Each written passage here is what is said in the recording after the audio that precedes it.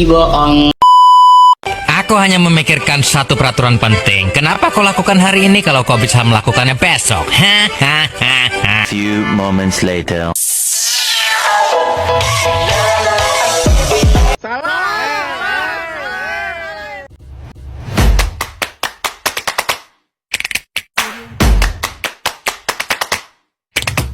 Warahmatullahi wabarakatuh. Perkenalkan, nama saya Bima Sastrio, asal sekolah MAN 1 Kota Dumai.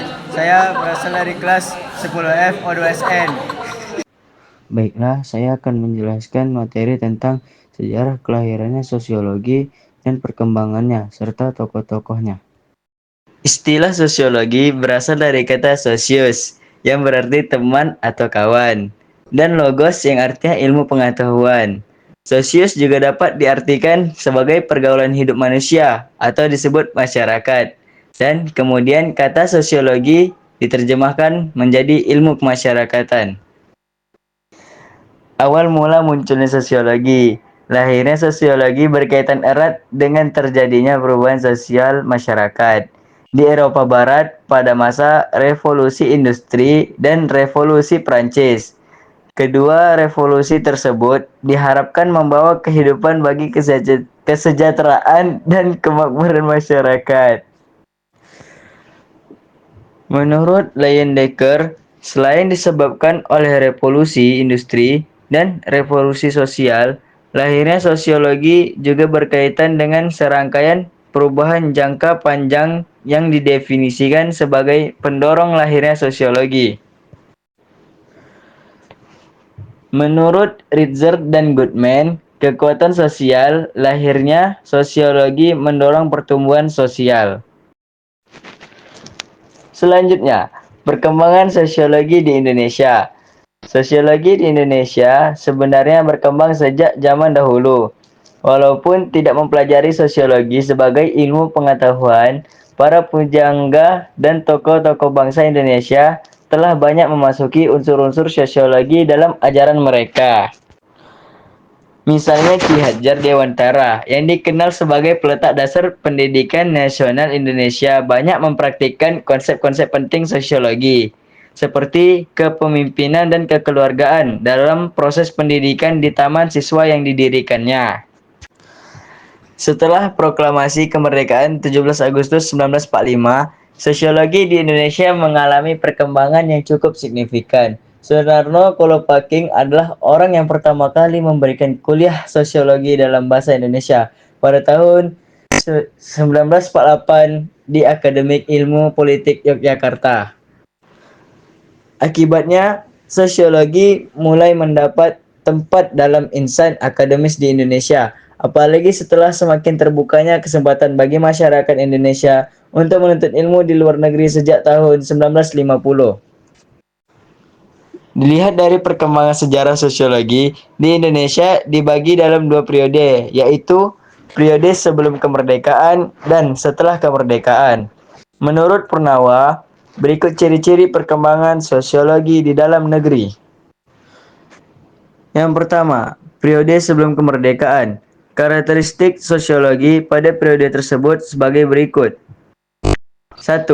Sosiologi belum dikenal sebagai sebuah ilmu pengetahuan yang berdiri sendiri. 2.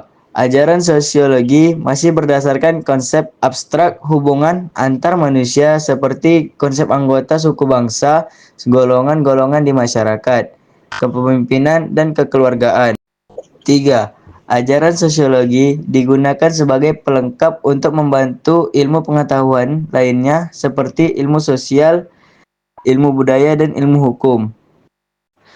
Yang kedua, periode sesudah kemerdekaan. Karakteristik sosiologi pada periode tersebut sebagai berikut. 1. Sosiologi diperkenankan sebagai cabang ilmu yang berdiri sendiri. 2. Sosiologi diajarkan oleh pelajar-pelajar lulusan perguruan tinggi luar negeri. 3. Para tokoh-tokoh terpelajar memperkenalkan sosiologi lewat pengajaran buku dan studi ilmiah. 4. Munculnya teori-teori dan konsep tentang sosiologi versi para tokoh dalam negeri.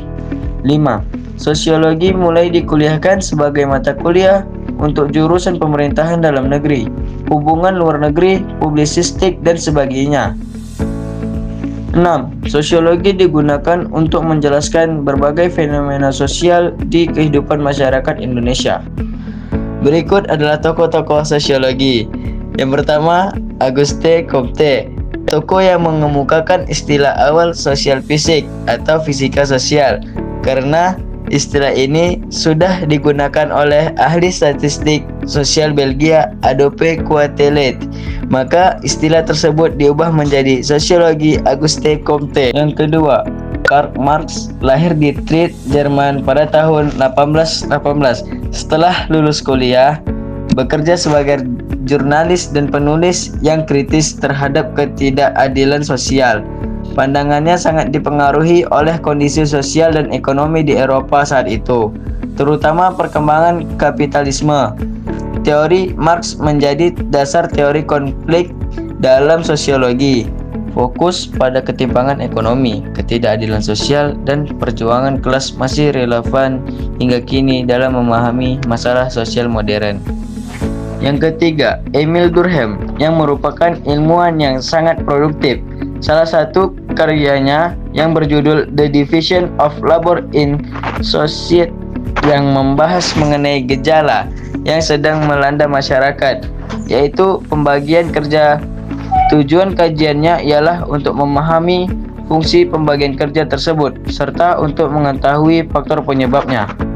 Yang keempat, Max Weber.